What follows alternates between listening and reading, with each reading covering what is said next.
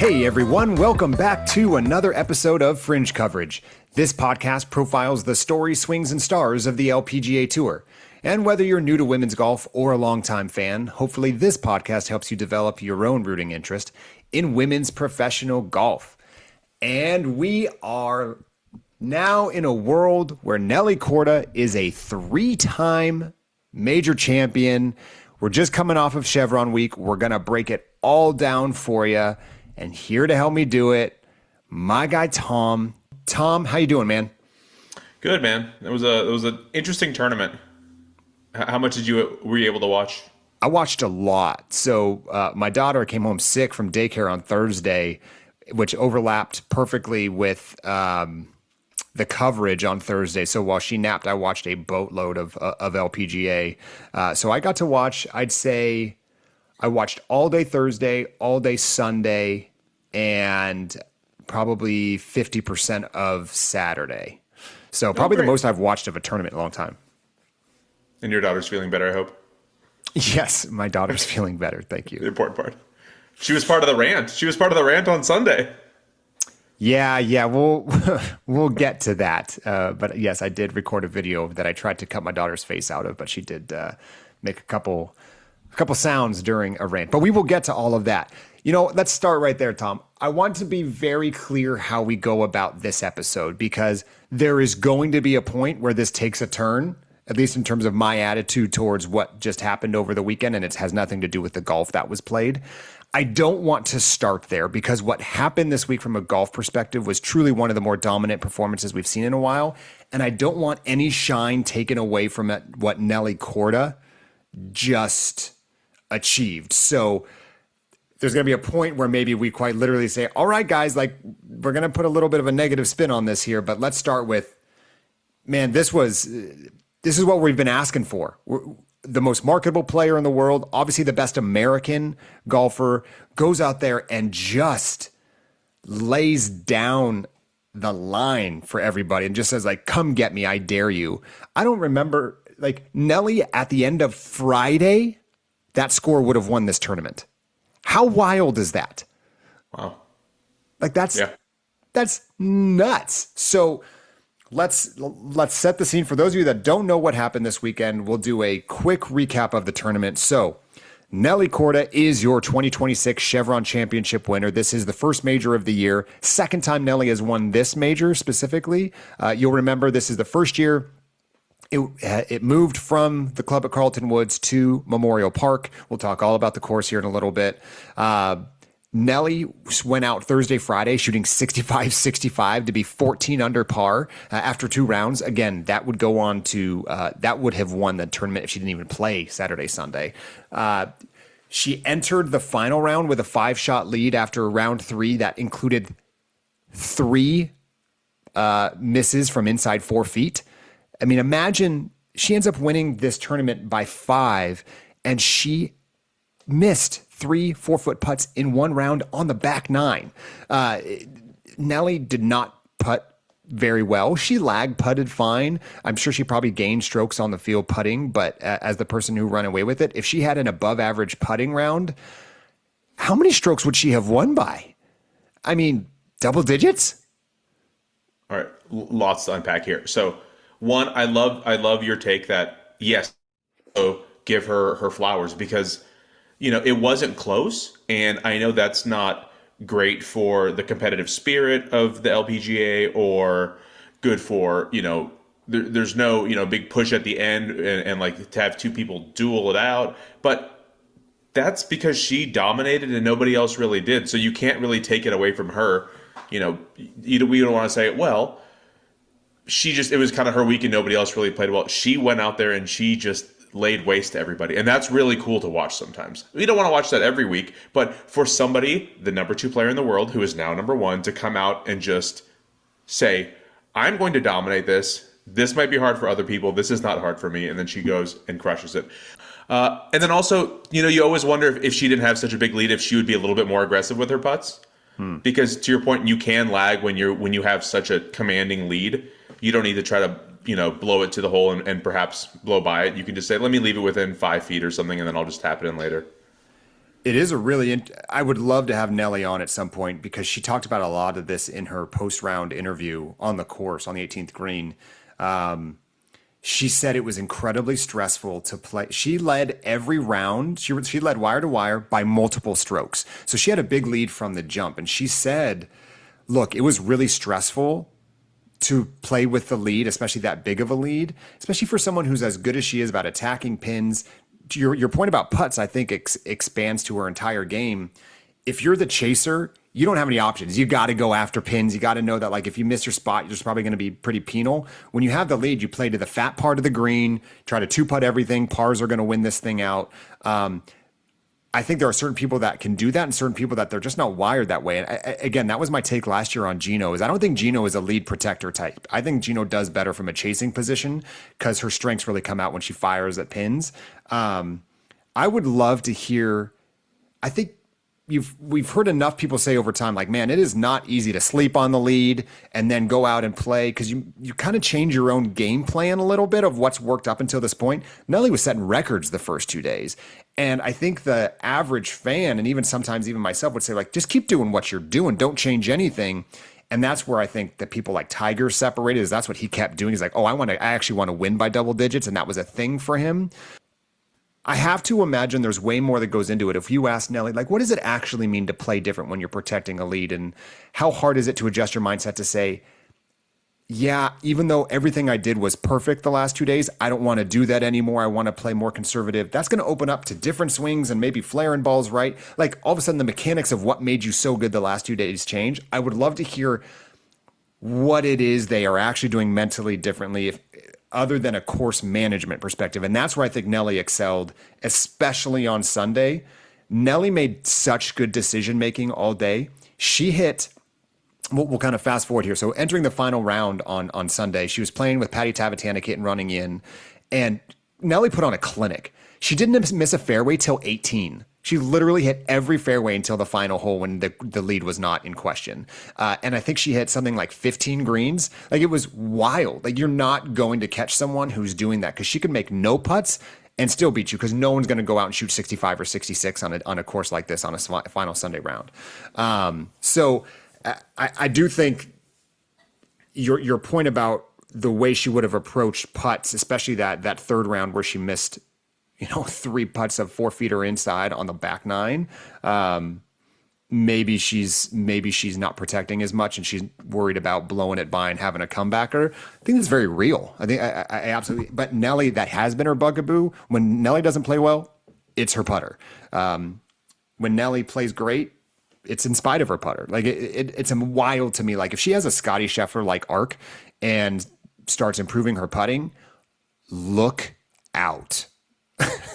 And that's already and we should say now with this win, Nelly regains the #1 player in the world status. She takes it back from Gino, who did not quite hold it a year. It was late last summer that Gino overtook Nelly, and Nelly Nelly took it right back. So a couple notes on that round. So Patty Tavatanakit really had been in the wilderness for a while, had not been super competitive. Obviously, I love her. She's a UCLA grad.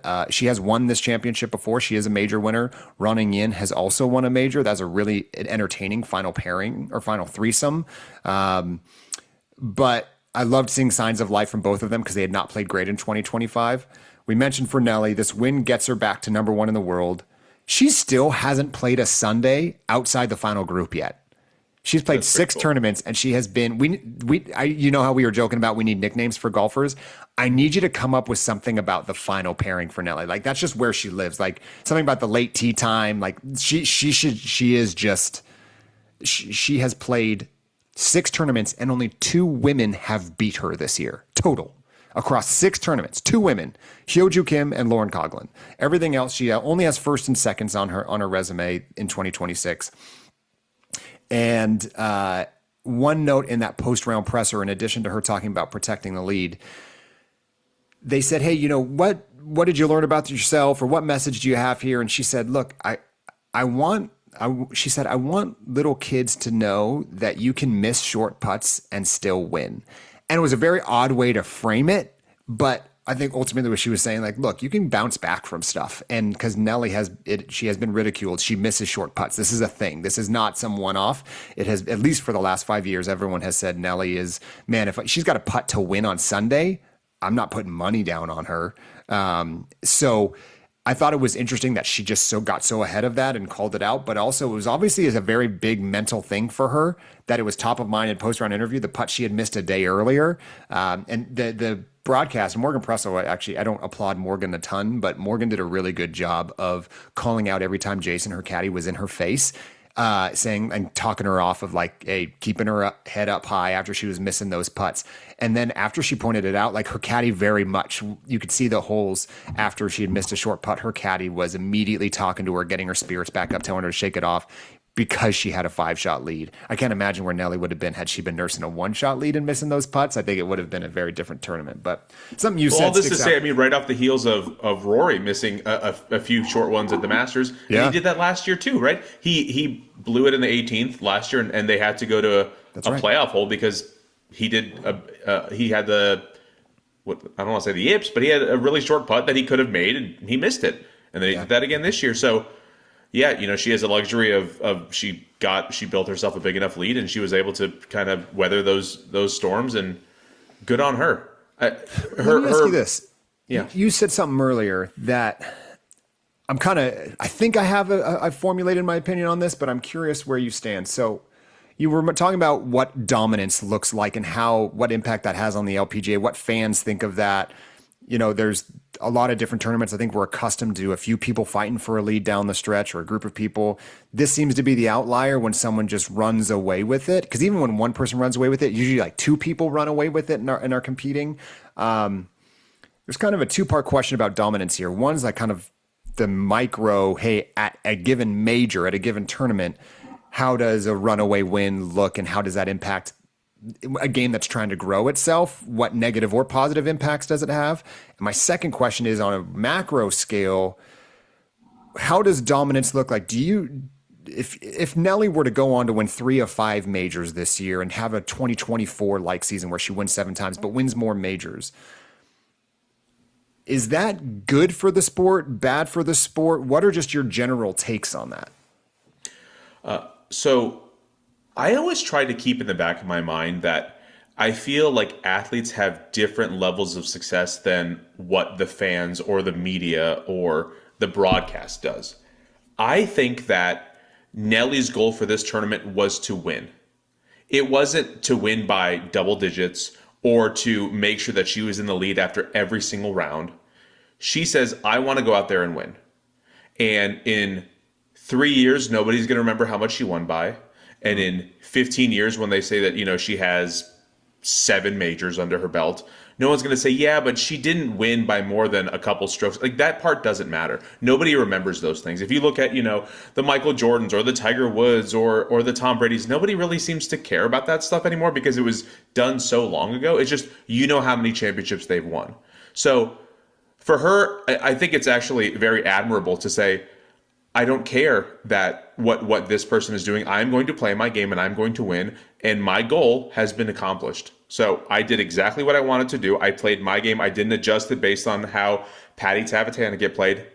I went out there, played my game, and I won. So good on her for that. Yep. Now, how does that play out for the rest of the LPGA? Yeah, I think it's a good thing. I think if your number one player is truly dominant, this is how, you know, stories get spread around.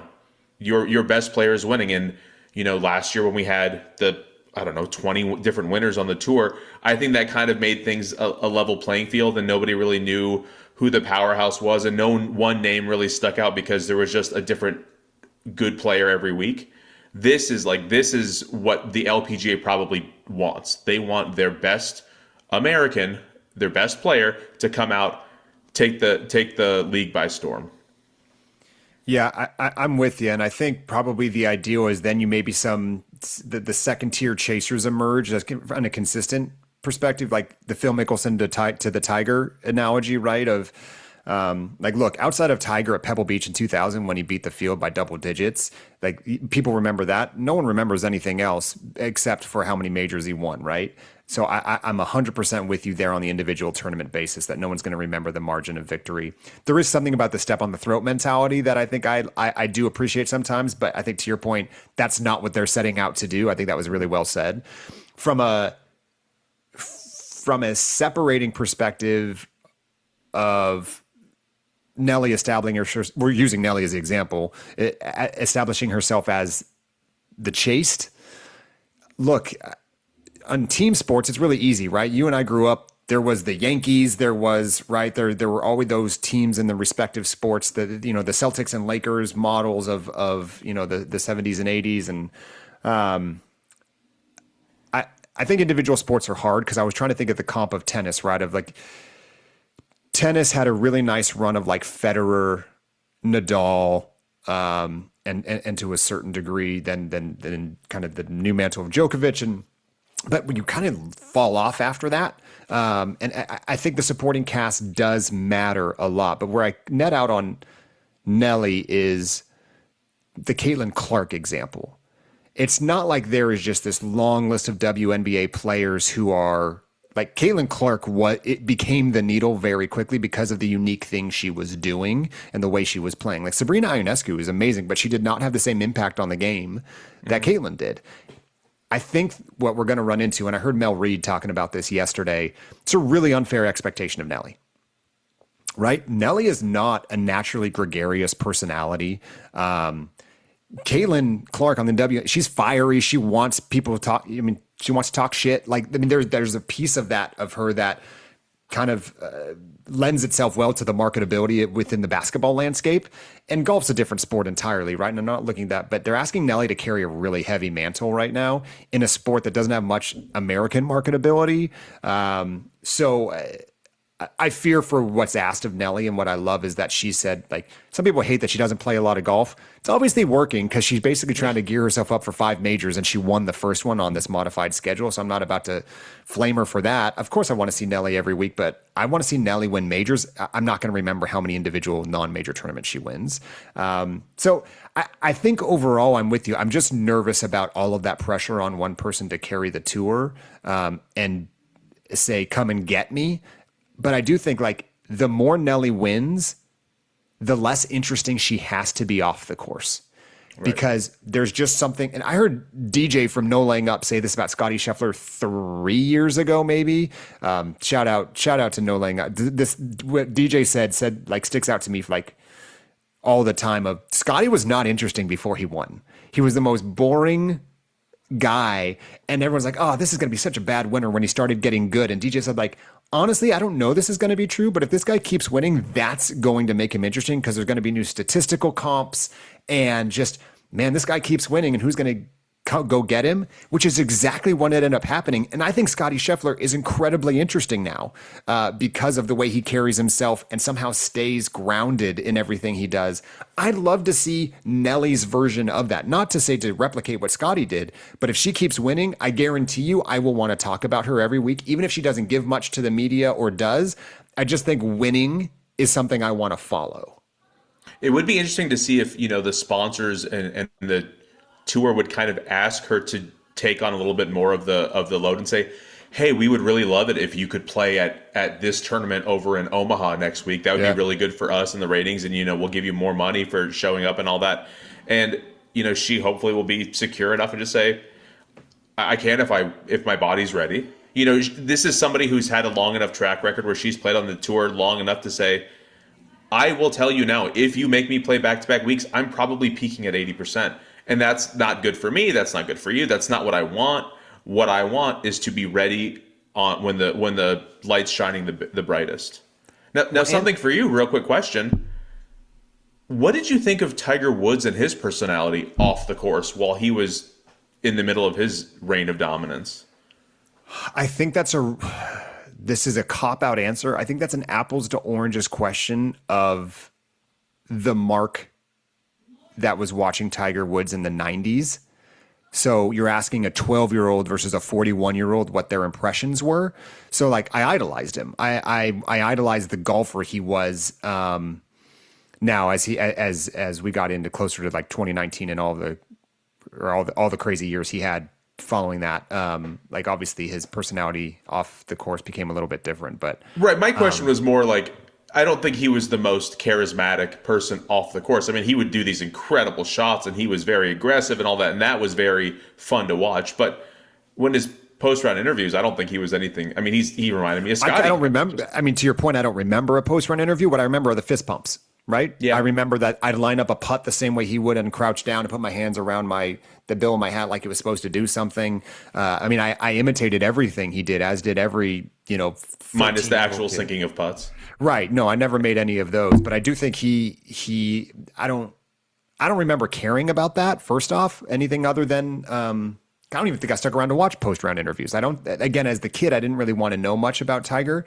That is very much a generational thing of this generation of sports watching youth have so much more access to behind the scenes stuff that, and athletes are asked, there's more asked of them, that I think naturally, if I was your son's age, I would want to know a lot more about the guy, that more than just whether he can bomb a drive 350, Right. which is all I really knew. Was Tiger was out driving everyone by a mile. He was the first one go to the gym, and he had these massive fist pumps and just really just seemed, he was kind of he was the Jordan of golf, right? He was cutthroat, very specifically. There were not too many people have ever really risen to the level of Michael Jordan in sports the way Tiger did for me, of like, this guy seems like he wants to just straight murder fools out here. I think athletes today have a much bigger ask of them. They are required to be on social media engaging with fans. They are expected to go to different corporate events and they have to be readily available at all times. And I don't think that was really the case when we were kids, or at least maybe I just wasn't aware of it.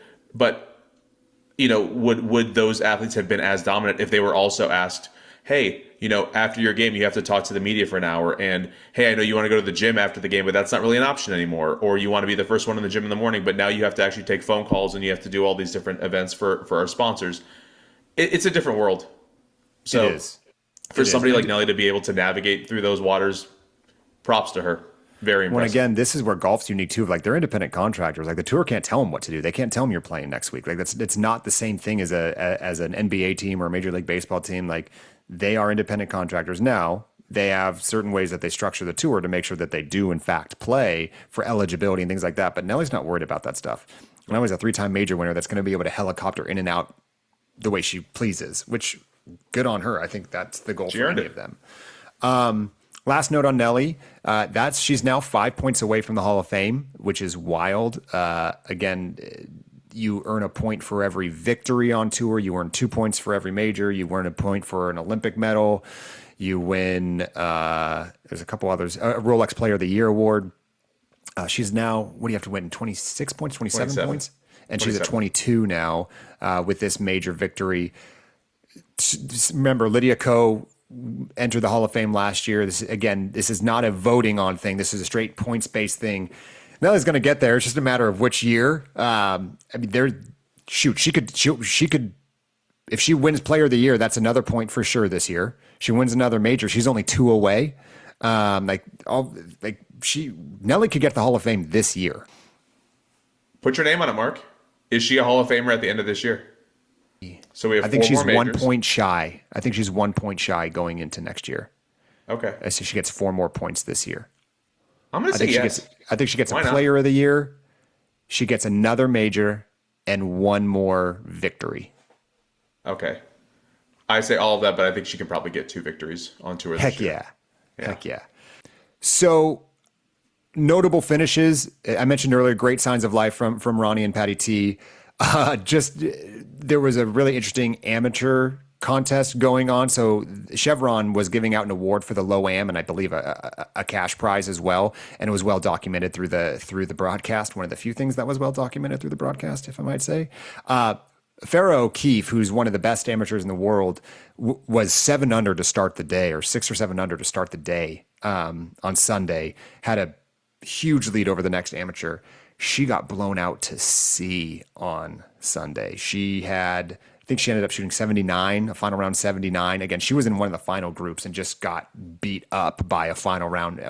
Great course, knowledge for her, great experience for her. Again, remember that name, but tough Sunday for her. I hated seeing that.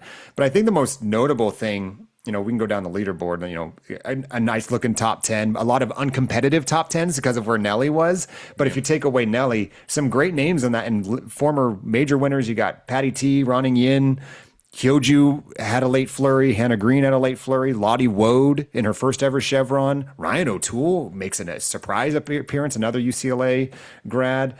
Charlie was up there. Angel was up there. Again, great names up there, but none of which flirted with the lead. But I think what was most notable is who missed the cut. And I'll do the long list and I'll save the name we're talking about till the end. But players to miss the cut: Alim Kim, Andrea Lee, Rose Zhang, Lydia Ko, Se-Young Kim, Chizzy Ey, Grace Kim, Nasahata Oka. Like, these are big time LPGA names that did not live to see the weekend. And the most notable name of all, the former number one player in the world, Gino Titakun. I did not do the math on this, but I think Gino would have retained her number one player status had she made the cut. But by missing the cut, I think it gave Nelly enough breadth to her missing and Nelly winning was enough of a delta to swap the. I don't stamp my name on that one, but I think that was the case. But Gino shoots 74, 73, had 33 putts each round, like just could not get the flat stick going at all. She is down in nearly every statistical category this year, with the exception of maybe her shots gained approach, but just driving putt. She was like, we're talking a stroke and a half worse per round. Like that's ridiculous. Over the course of a tournament, that's 6 shots worse per tournament than she was last year. So, and again, she was player of the year last year and she was balling out. So let's call it for what it is. But what do we make of Gino missing the cut? That's a bummer because this was like her big time to shine, coming in as the number one, having an opportunity to really, stamp her name in the record books and say, I am the best player in the world, and now I just won. And just very uncompetitive from the jump. And that's a bummer. And, we've seen her come close, and then she blows like big leads or whatever, and pressure's on. Maybe this will be a little bit better for her with the pressure off of not being number one in the world anymore, not being the odds-on favorite to win, but just a bummer. I mean, I checked the leaderboard after Thursday and I go, oh, where is she? And I go, oh, I said, did I miss her? Let me scroll back. No. Oh, that's tough. And then we go back and wonder, is this something where, she hasn't played since Vegas, so she had 3 weeks off and just, I don't know, laid an egg on this one. I'm curious your take on this. I'm almost, when, the whole, do we hit the panic button discussion when something like this happens, like, oh no, what's wrong with Gino? Obviously Gino, the conversation continues to be, can she win a major? This is the number one player in the world formerly who still has not won a major. And it's the question that goes into every tournament. We put it in our preview show of, can Gino win? There's something about just a missed cut that almost makes it easier for me just to throw out and say Gino didn't have it this week, as opposed to 4-putting the final green at Kroger for Charlie to win. Or again, the major she lost last year to Grace Kim, that was a Grace Kim miracle. That wasn't a Gino. Gino played under par during that playoff, but still just got beat by outrageous play. It's almost easier for me just to say, like, she didn't have it. I'm not too worried about her. I think Gino's still Gino, and she just was rusty coming, like you said, whether it was the rust or whatever. Does that hold any water with you? Yeah, it does. It makes it a little easier to swallow, just like a Band-Aid, quick and painful, and you go, okay, well, on to the next week, where, now it kind of seems like more of an aberration. Whereas if she did lose in heart-wrenching fashion, or even if she were in the final group and just kind of let it slip away, I feel like there would be more of a story about that. This is just like out of sight, out of mind, and go, oh, okay, well, we haven't seen Gino on TV for 2 days, so, she'll probably be one of the favorites for LA in a couple months, so yeah, for her in the long run, but I'm sure she's got to be, beside herself with that poor performance on the Thursday and Friday. I think the term you just used that stood out to me is like, if she was playing the weekend, let it slip is kind of the terminology we've been using in the past of Gino just didn't have it down the stretch. Like, she didn't let it slip. Like, she just straight up didn't show up. Again, that sucks too. We get back to the LPGA, like having your stars on the weekend is very important, but this might be the right transition to the course, because I have to wonder. I just listed some of the biggest names on tour not making the cut. It makes you wonder how course setup impacted that, and is it really rewarding the right things? I don't know how I feel about Memorial Park, and I think this is where we need to do what we said at the outset, Tom, of, hey, congrats, Nelly, but now it's time for us to get a little bit in the weeds of some bad stuff that happened this week. So anything else you want to be positive about before we tilt the scales? No. I'm excited to see where you're going with this. Okay, so Deep breath. first up, I'll ease my way into this. This is not my most aggressive take I'll have today. I didn't learn much about Memorial Park, and that's not commentary about Memorial Park. It's commentary about the broadcast, which we'll get into. The broadcast didn't do a great job of showing me the holes. If this is going to be the new home of the Chevron, the way you and I think about Augusta, I wouldn't have minded some in-between shot. Like, if you got all these fancy drones, LPGA, can you not have sent them out in advance and done a little course flyover for each hole, as maybe just as the leaders are getting to that hole, tell us a little bit about it, or show some of the earlier groups playing it so we'll have some context for later when the final groups come through. Look, this was a tough tournament to broadcast because Nelly's running away with it. So when you think about, man, we got to balance how many different groups we're going to show and try to show as many shots, they're really just stuck on the final group because no one else was competitive. So like, the contextuality of the course did not shine through because they stayed on Nelly. So I didn't get to see the players ahead of her hitting shots into the hole she was coming into. So I don't have a strong opinion on Memorial Park. I wish I did.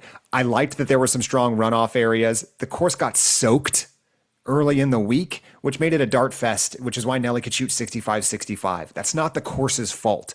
Now, I mean, it's April in Texas. It's gonna rain. So we have to steel ourselves for this every now and then.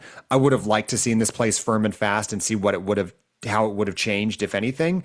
I still think Nelly wins this golf tournament. I think she just had her A game, with exception of putting, which is wild to say. So I'm going to put Memorial Park in a side compartment here of, I don't know if it's good or not.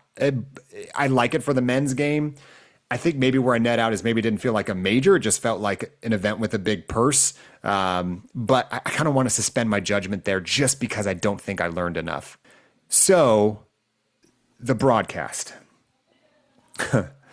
Tom, you know, there's a lot of angles I want to take this.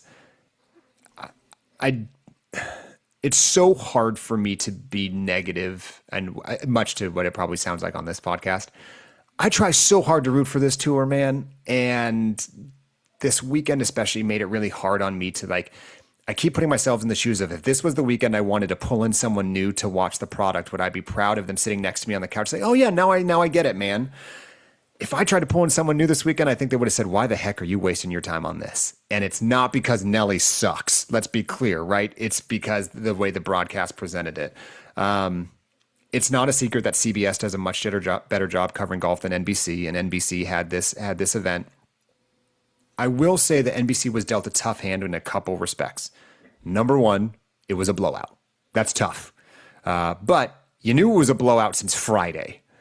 Like, let's start planning for something different as opposed to hoping someone's going to make a charge. Like, let's do more introspective stuff on Nelly. Let's do something to have some gravitas to this event. Secondly, pace of play was absolutely brutal. I think I was texting you a lot yesterday. I took so many screenshots of my TV of players just with hands on hips, of them talking to their caddies. The final group was waiting. Nelly and Patty T and running in were not playing slow. They had to play slow because the groups in front of them. I told you Farrah O'Keefe was kind of took the gas a little bit. And there was a lot of carnage ahead of them. But they were playing threesomes, which is never fast. My guess is they're playing threesomes because they're trying to fit it in a broadcast window, and you get to see more players during the limited broadcast exposure they have on Golf Channel and NBC. Threesomes is slow, man, and it's even slower on a final round. So I feel bad. One time I'll say this for NBC. I feel bad that NBC had to deal with a blowout event with threesomes, with pace of play. If you're wondering what pace of play was, I believe I clocked the final groups at 5 hours and 15 minutes. Normally 4:20 is where I'm happy. 5:15 is an hour longer. That's absurd. So the broadcast just stunk. The commercial load was outrageous. The commercials themselves, Tom, during the back nine on Sunday of the Chevron, they were running commercials to buy tickets to the Chevron. As if you were going to go like, it was just some pre-canned commercial. Have a second version that is just, hey, Chevron's a proud supporter, and don't put a QR code to buy tickets. What am I going to do with that an hour before the finish of this? Like, it was such, I've seen this happen before, but you can just tell there's just throw in advertising that's not well thought out, and I don't know who to blame here. I don't know if it's an NBC thing. I'm sure there are some sponsor obligations that they have to meet with Chevron. Have them produce a second spot that makes a little bit more sense to run on Sunday when you can't go out and buy tickets to go in person. It was just such a miss. The broadcast team made a couple changes. So first off, they had a different team on the weekend versus Thursday, Friday. Cara Banks was the first chair, which I like Cara Banks a lot. She's done a lot of reporting, and they put her in the first chair again. During the Thursday, Friday, it was Grant Boone and Morgan Pressel, and then they moved Cara into the chair. I think they wanted an all-female broadcast, which I'm here for it. I think that makes a lot of sense for an all-women's tour. But Cara subbing out for Grant, I think, was a 1-to-1 trade. I don't think there was a drop at all. But I still think that the overall energy of the broadcast team is lacking when it's Cara Banks, Morgan Pressel. There is one giant caveat here, and it is the fact that they had Bones, Phil Mickelson's caddy, Jim McKay, on the ground. He calls all the PGA events. He is the best, man. Like, I wish they didn't even have a booth. I wish that they would just let him talk, especially on a day where it was Nelly, because he walked the entire course with Nelly. Just let him cook the whole time. It was unbelievable insight the whole time. So he is the one piece that he gets an A++++. Let's not get into Bones. But there's just not a lot of energy, man. Like, there's no one that's super emotive. When there's a great shot, that helps explain the moment and the importance of it. Because remember, the crowds aren't giant, right? Like, Houston showed out fine. It wasn't amazing. But if you're not going to hear an audible roar on the broadcast, you need someone to tell you how great that was. And I just feel that it's kind of vanilla. They're not doing anything wrong. They all know their golf super well. They're all great people. It's just meh. They're not doing anything to make a new fan get super excited about the sport. So again, Cara did fine, but I just don't think fine is good enough. And then so before I get into the most annoying thing to me, anything from that, Tom, you want to react to? Yeah, so I understand. I mean, golf needs to be played with the people with the highest score have to tee off first, and then you want to finish with the contenders at the end.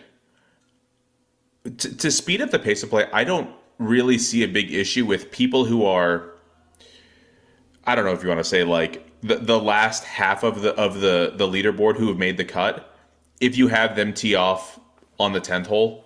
Like, I understand that you really want everybody finishing on the same hole because that's probably what's best for golf. But I think changing that and saying, well, I'm sorry, you didn't make that second cut and you don't get to tee off on the first hole and finish on the 18th like everybody else. We are going to speed this up and you are going to tee off on the 10th while the top half of the finishers after Friday get to tee off on the first. And then maybe on Saturday and Sunday you could do a switch again. But at least this way there's more action on the broadcast. There's less hold up on the greens. There's not players standing around watching. I'm sure there's some reason why they don't do that, but that could also shorten up the window. Just something to speed things up. Well, I think that my main reaction to that piece is the issue here is the window. It has nothing to, it's because the LPGA does not have a great media rights deal. On a major week for the PGA, they do like 6 hours of broadcast. They get 2 to 3 on the women's side. The first hour and 22 minutes of Nelly's round was not broadcast. Like, so it's not comparable in the sense of what you can achieve. So back to your point, when the leaders are going to be in the final group, you have to do your TV window and your tee times to make sure that final group is getting the airtime. Once you get to the weekend, you do want everybody playing the same 18 holes in the same order, just because it's not apples to apples comparison of how they're playing. Because remember, while this was a blowout, there are people who just barely make the cut that can make a top 10 if they play well. So all of a sudden, if you're penalizing them in that sense, it also beats up the course on the front nine. So when the back nine, when like the last group comes through, like there's a lot that goes into that like you said, I'm not sure we can fully wrap our heads around. But this is always going to be an issue, whether it's, hey, send them off of the 10th or run them in threesomes or space out tee times, whatever it is. It's always going to come back to how big of a broadcast window do you have? Because ultimately that's what Chevron and the LPGA want to maximize, is their stars on TV for as long as possible. And right now for that last part, that as long as possible, isn't happening. So, but 5 hours and 15 is just isn't it, man. And like, God, I can't imagine someone was sitting by watching me. Like, did they ever hit shots? Like, I think I went over a 22-minute stretch where Nelly hit one shot. So that kind of goes toward my point. If there's 3 hours of a broadcast window and you want to maximize the Nelly shots, having her take 20 shots in 3 hours and then just watching her stand around is not what we're looking for. So if there is any way to speed up the pace of play, and yes, that it does hinder the players with the worst scores. They're not put in the prime position on the course. Oh well, that's probably what's still best for the game and the tour. So. Well, and this is where, again, macro, the LPGA is notoriously slow. And this is where I would like them to be introspective and look at the PGA and say, what's the PGA? Why are the men faster? I don't have that answer, but everyone's walking. Right? Yeah. Like what is it that different? Is it the time that they're spending over the ball? And again, they instituted some pace of play penalties here about 18 months ago. They don't really release those results. I don't know how much that's impacting the pace of play. Sure as hell did not impact it yesterday. And again, majors are harder, right? It's made to be harder golf courses. It means more shots. It will take longer. That I'm okay with. I'm not okay with 5:15 for the best players on the course. Conceivably, those three are playing the best golf. They should have the fastest round, and they are just. It was glacial. It was horrible. So the last thing that happened. Anything else, Tom? No. Cook. So in our preview pod, we talked about the tradition of this major and how there used to be when it was in Mission Hills in California, this major had a tradition of the winner jumping into Poppy's Pond, which when they moved it to the club at Carlton Woods, they maintained this tradition. They kind of had a man-made lake that they let people jump into. Again, great that they want to continue tradition. The players have been unanimously, for the most part, on board. Unanimously, maybe don't say unanimously on board if they're not all actually on board. The players have largely been in favor of maintaining the tradition. And I think, as Nelly said yesterday, look, if you say no, you're straight up killing their tradition. And I'm not in favor of that. So as we said in the preview, Memorial Park basically built out a 4 foot deep, probably, 8x12 pool that is literally a below ground cement pool that they created just so they could maintain this tradition. Took a lot of heat leading into this. They leaned into it. They talked about it a ton. They being NBC, they being LPGA. Obviously, it's something they want our attention on. So again, the expectation is after the winner wins on 18 and they sign their card, they're going to go back out to the 18th where they're going to jump into this pool, which they've built out to be fan friendly and has like glass walls around it for people to watch. Obviously made for TV moment. Let me emphasize that point again, Tom. A made for TV moment. You want to know what's really important for a made for TV moment, Tom? To be on TV. That'd be awesome. But you know what, folks? Because it went 5 hours and 15 minutes for those leaders to play, they ran into the next set of programming on NBC, which apparently had such stringent contracts that they would not allow us. Not only did we not see the jump into Poppy's Pond, they didn't even show the trophy ceremony. And by they, I mean NBC or Golf Channel. It was moved, I believe, to Peacock. I think you might have been able to see it on Peacock. But for all the people that tuned in for that main window of time, for people that maybe remember the Mission Hills thing and they want to see the tradition because they were told to care about it for the last 2 weeks that they built this pool, I'm sitting there with my daughter watching Nelly win, watch her post-round interview with Tom Abbott, and now I'm expecting, okay, and they sent her off to the car, they go to commercial break, and now I'm watching some show called Open House, I think is what it was called. It was a really bizarre show, first of all. But it was some woman that is doing real estate in like these high wealth houses. And I thought it was an infomercial. I thought we were coming back to programming. And I realized 15 minutes later, I was still watching it. And it was, so I brought up like the TV guide on YouTube TV. They're like, oh yeah, this is what the scheduled programming now. They didn't show the jump into Poppy's Pond. Of course, it made its way on social and made it look like everyone saw it because there were a bunch of live cameras. And again, I think they showed it on Peacock. You can't do that, man. Like I posted a very heated in the moment social media video that I literally told you I was going to do. I'm like, hey man, just get ready because I can't not post this. I don't know if there's more to say there, if you have anything to react to, but I was just appalled that I was told so much to care about something that they didn't air. So Saturday night, I got home from my plethora of youth sports, and I was watching some playoff basketball, or whatever. And then it cut, like all of a sudden, cut into the broadcast because of all the White House stuff that was going on. So when you texted me on Sunday, you said they just cut into the trophy ceremony. I'm like, oh no, what happened? And you're like, for open house. And I was like, what's open house? Do I know should I know what that is? And you were like, and you were heated, like Yeah. more so than I've ever seen you on this. And you said, you just wait. I know I sound like a broken record, and I just think that everything these days is all about social media, but it kind of is. So if we want people to be excited about things, these are the clips that are going to be shared. So what would be great is if somebody's watching the broadcast and they go, oh my God, did you just see what happened with Nelly at Poppy's Pond? Let me go online and share a clip immediately. I know that's what I do. Like if I'm watching a Padres game and there is like a highlight play by Fernando Tatis, I will immediately, I'm not going to pull out my phone and start recording the TV I'm watching. I will send a video that I find that's immediately on social media and send it to you and say, check out what just happened here. So if I'm sitting there watching Poppy's Pond and something cool happens, I want to say, Marc, check this out. And I want to send it over to you. But I mean, unless I'm scouring my phone nonstop, I'm watching the live broadcast and this is what I want to see. Can I give Nelly one shout out, by the way? Another shout out? Sure. What a fantastic cannonball. Yeah. That was the thing that 10 out of 10. I mean, it was full commitment. It was knees to neck. Yes. It wasn't like, ooh, let me check and see if the water's cold, or let me do like a tepid pencil drop. She went, and it's 4 feet deep. You're not doing a pencil drop in 4 feet. You'll break your ankle, son. But even doing a cannonball into 4 feet deep, it's not that safe. She fully committed, and kudos to her. I didn't want to see like a can opener. I wanted to see a full on cannonball.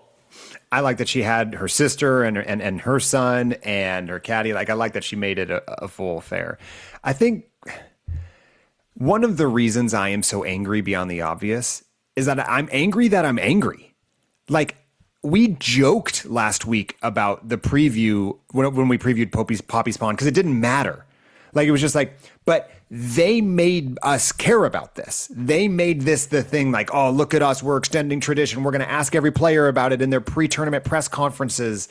And then they don't show it. Like I got upset about something I didn't even care about. Like that's not a me problem.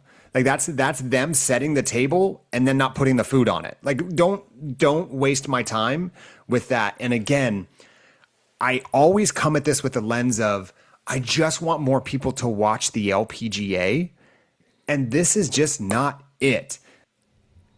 So I don't want to belabor the point. NBC was not great. They did not capture the key moment. It was a tough one to cover because of the pace of play, and I will give them credit there that it was not the easiest thing to do. But I don't think anybody walked away saying, man, now the sport's on the right trajectory. And I think we're cooking with gas. Because what we should be doing right now is, what if they had a great broadcast? What if it was like the number one player in the world now, certainly the best American, the most marketable player on tour, has just destroyed the field on the new course that they've been touting, and then they do the Poppy's Pond thing, and they'll say, man, let's start talking about the Grand Slams. No one can beat her at that. Like, anybody at their best will not beat Nelly's best. I sincerely believe that. Gino will not beat Nelly if they're both with their A-plus game. Mm-hmm. And we could have had such amazing momentum right now, but it just felt like, oh yeah, Nelly won a good tournament by a lot, and the broadcast didn't do anything to make us feel really excited about her or any of her chasers for that matter. The only other thing that came up, and I do want to give the LPGA some credit here. I know, Tom, you were laughing about this. So at the end of each round, their app, which is a very underwhelming app, but again, I think in terms of priorities, it's not top of the list for them right now. I'm not about to flame them for it. I think they know it. But there was a recap story after round 3 about Patty Tavatanakit being a chaser and how she shot a good score in the 3rd round. Again, should be a nothing thing. I'm flipping through it because I'm consuming all things LPGA. And You and I each independently caught something. I read the opening. It was the opening paragraph, right? The opening paragraph said, and Patty Tanakit played really well today. She shot a third round 69 at Carlton Woods. Spoiler alert, ladies and gentlemen, Carlton Woods is not the golf course they're playing. That was the course they moved away from because it was so bad. So, first off, how are they rebooting a story? Patty T wasn't even good playing well last year, so they didn't reboot a story. Someone went out of their way to write Carlton Woods and got the wrong course, published it on the someone looked at it, said, hey, great story. Let's put this on the app, front-facing headline story, along with Nelly being the leader. And I screenshot it, circle it, send it to you and be like, what's going on here? And Tom, what did you immediately send me back? It also had Patty's age on there, and then I immediately said, well, let me Google her actual age. And yeah, it was off by about 18 months or so. Yeah, they said 24, and she's actually 26. This is the final round of the first major of the year, and you don't get the course or the player's age right. I was afraid to Google the rest of it. It reeked of AI slop to me. I thought that it was just, Google going, oh yeah, Chevron's at Carlton Woods. We know that. And regardless whether it is AI slop or not, the fact that it looks like it is all you need to know about how much room the LPGA has for growth. That's a very positive way of saying that sentence. Yeah. But I've never done this before. I don't plan to do it again.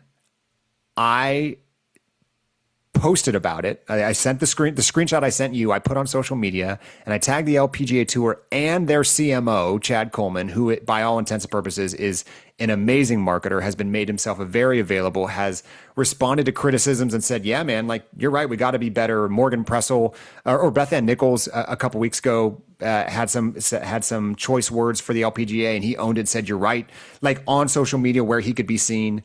And I tagged him and I was like, LPGA, like we're trying to root for you here. Like you got to be better. I don't know, Tom, within 6 minutes, he had responded to us in a direct message at Fringe Coverage and said, hey guys, like, thanks so much. Like, yikes. Thank you so much for pointing this out.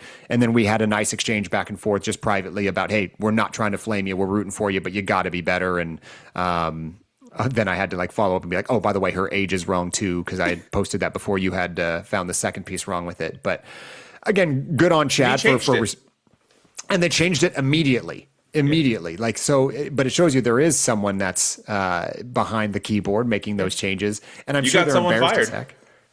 That's what I'm afraid of, at least on the human side of me. But like, candidly, you got to be better. I don't know who's writing it and whoever's approving it. But all of those people have to be better at their jobs if they want to be in the same breath as any of these other sports leagues, right? Yeah. It's just embarrassing. Like that's like a high school like results column is what that looked like. So anyways, that's enough of that rant. I did want to tee up a discussion for you, Tom. The LPGA was talking a lot about the Grand Slam leading into this week, mainly because, as a reminder, there are 5 majors in the LPGA. The Grand Slam traditionally means you win every major on the men's side. There's 4 majors. You win the Grand Slam if you win all 4 majors. The women's side, there used to be 4 majors. There are now 5. And leading into this week, there was a lot of posting by the LPGA themselves saying there are multiple players who, if with a win this week at the Chevron, would complete the career Grand Slam. None of those players had 4 going for 5. They were 3 going to 4 because the LPGA by definition says you are a Grand Slam winner if you win 4 or more. I have a feeling they are saying that because for historical context, there were plenty of players that didn't have access to 5 majors that, hey, Meg Mallon didn't have 5 majors in her day, so she's a career Grand Slam winner if she won 4 or pick your player. I don't like it. And I'm not coming here with a fix necessarily, but a Grand Slam to me is you win everything, and 4 doesn't sound like everything when there's 5. How did all of these posts and discussions strike you, and where do you net out on all of this? So, as a 40-year-old man, I try to be a little bit flexible with people wanting to change things. Sure. So because I know that's not my reaction immediately. I just go, no, keep things the same as like when I was a kid. Sure. But they added a 17th NFL game, and now all the record records have changed, right? You know, Yeah, you totally. can now you have one extra game to score more touchdowns and throw more yards and all that. Yeah. When baseball got rid of the DH, got rid of they made a universal DH. That bumped me. I mean, I used to go to Padres games with a shirt that said "NL baseball is real baseball." Like that was my thing.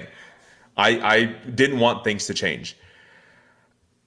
Adding a fifth major, you know, they obviously had this discussion when they added it, saying, "Well, this is probably going to bump some olds the wrong way because now their favorite player from when they were a kid wasn't eligible for this, and now they don't have the same. They can't accomplish the same thing as these new players can do." I don't necessarily think that winning 4 out of 5 is a grand slam. I think winning the original 4 out of 5 would be a grand slam. Adding the Evian as a fifth, maybe just call it something different. A mega slam, a platinum slam. I don't know what you want to call it. But I think somebody who wins the original 4 out of 5 should be held as the same as somebody who won it back in the day. Yeah, there's something there about like the Grand Slam versus the modern Grand Slam, right? With that fifth major. And look, there is a very different discussion of why there are 5 majors. We are not going to open that Pandora's box. You don't even know the backstory of that, and I won't. Let's just say it's a money game of why certain sponsors paid enough. They said, we'll pay, but we need to be a major. LPGA needed the money. Here we are. I don't like, it's one thing for it to be, I think what struck me was the LPGA pushing it. It's one thing for it to be water cooler talk of you and I were being like, hey, how do you feel about this? The fact that LPGA was driving the discussion by saying Minjee Lee, if she wins, is going to be a Grand Slam champion. It's like, no, she's not. She's not won all 5. Like, just colloquially speaking, a Grand Slam the career Grand Slam is winning all the majors available to you. And yeah, maybe we're talking semantics now of what type of Grand Slam you won. I just don't know why they had to create the discussion when you can't just say, yeah, she's a 4-time major winner who's now a step away from the career Grand Slam. Like, they created this discussion for you and I to debate, which may be good on them that they're having people talk about it, but I'm not sure it's going the way they want to, because they've already planted their flag on one side saying, like, by rule, if you win 4, you're a Grand Slam winner. Maybe it's just what we're calling it is the issue, but I just don't. I don't mind calling the person who had access to, like, the people that won 4, I don't think that they're not a Grand Slam winner because they didn't have access to the Evian. I don't think anyone's debating that. Right. It's just a matter of what the modern player has access to. I think it's an interesting asterisk of like, yes, you won the 4 original majors, so you can lay claim to the original Grand Slam. It's like, yeah, but like, all right, but there's 5. So the definition of a Grand Slam winner is either A, you win every major available to you, or is it B, you win 4 majors? That's kind of the other question. Right. But you know, they're talking about on the PGA Tour adding the players as a 5th major or something like that. But I think you and I would both agree that if you won 4 out of the 5 and the 5th one that you haven't won yet is the Masters, then you're probably not a Grand Slam champion.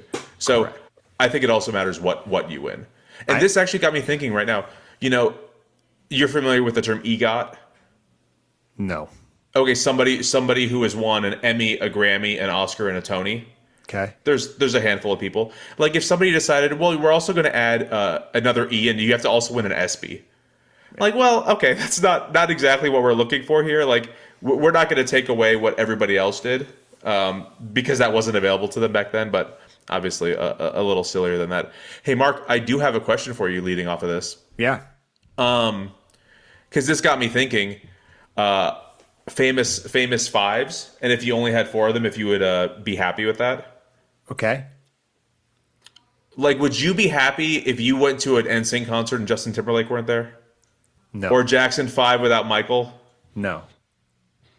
Other ones I could think of, Spice Girls without Posh, because they were talking about doing, you know, like a Sphere show, but Posh wasn't interested. You're probably losing me with that specific reference. Yeah. But what about NSYNC without Chris? Well, he's my favorite, so. Okay, NSYNC without what's Joey Fatone? Oh, name all 5. Okay. Oh, easy. Easy. But like, yeah, I mean, it's not the same. It's not the same.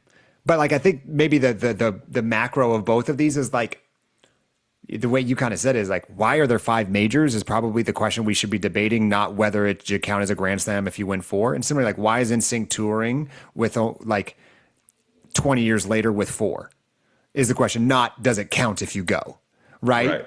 Like keep it broad. Oh, that's interesting. Like you go, oh yeah, I remember in like 2003 or 2004, I went and saw Queen live in concert. Obviously, Freddie Mercury has been long dead. Yeah. And they go, oh, so, and I tell people, and they go, oh, did you actually see Queen? Like, well, no, I did. I mean, Freddie Mercury wasn't there, but no, I did. Yeah, it doesn't count. Yeah. It doesn't count. Great topic. Well, I feel like we really ran down that slate there. Is there anything else from the Chevron that we didn't touch on? I got a quick Epson Tour thing that I saw online. Oh. Did you know? So Amari Avery won the 2026 IOA Championship presented by Morongo Casino Resort and Spa. Yeah, she's the first African American winner in the 46 years of the Epson Tour. And then I found out there has never been an African American LPGA tournament winner. Correct. Can you name one black player on the LPGA? No, there's only been 8 ever. Also pretty weird. You know what? I feel like I have a homework assignment for you, Tom. Amari Avery had a documentary made about her. Her nickname is Mini Tigress. Okay. For a lot of the reasons we just talked about. Amari Avery started golf real young. The doc is on her and her dad and how hard she was pushed and how she was meant to be the second coming and going to take the world by storm. She's a stud. She has been going through growing pains and all the things you would expect of a young adult. This is her first career win. I want you to watch that doc, and we'll do it at a future episode. We should deep dive on Amari Avery because again, it's been some years since it came out because it was when she was super, super young that the doc was made, kind of like child star type stuff. Riveting backstory. Althea Gibson, that's what I was trying to remember. I remember learning about her during Black History Month and when I was a kid, and there you go. Just vindicated myself a little bit. Felt good about myself. But okay, cool. Yeah, something to check out. Yeah, Amari Avery, stud. Congrats to her. You're right. I'm glad you gave her some shine here. All right. Well, I guess we didn't really lead with this. I should have. Back to the positives. Our picks. So as a reminder, I chose Nelly to win this major, which really, really risky business on my end, choosing her. Mm-hmm. That's a nice chunk of points for me in our season long head to head pick race. Kind of hurts because she's on your season long team, so you were going to win regardless if Nelly did at least one of the games.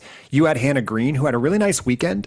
Hannah kind of had a backdoor top 10, shooting a final round 68, second best round of the day on Sunday. So she snuck in there, playing really good golf, man. Talk about another good looking resume in 2026. Mm-hmm. Hannah, Hyoju, and Nelly must have some really good looking resumes if you put them all side by side right now.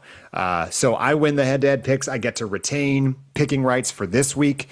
Again, you can't use somebody until a 5-week span. Just as a note of clarity for the listeners following along, I cannot pick Nelly the rest of the year for a major, and Tom can't pick Hannah. So once you've burned him on a major, even if it's been 5 weeks, you shot your bullet. That's your one time. So you can only pick one player for a major for the season. So Nelly's off the board for me. I knew this was the one I wanted. The first one is always the easiest one to pick.